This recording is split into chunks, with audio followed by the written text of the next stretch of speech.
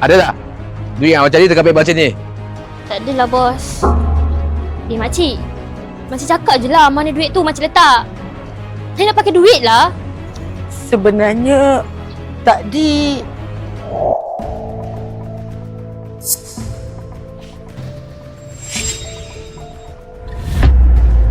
letak balik. Kalau tidak aku telefon polis.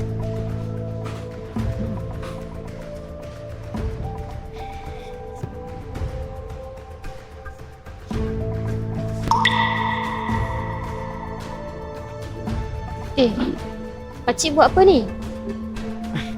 Tak ada apa-apa nak. Saya pun ada dekat kedai makan tu tadi. Saya nampak apa yang jadi. Awak jangan main tuduh je kalau tak ada bukti. Awak tahu kan, Fina lagi kejam daripada pembunuh.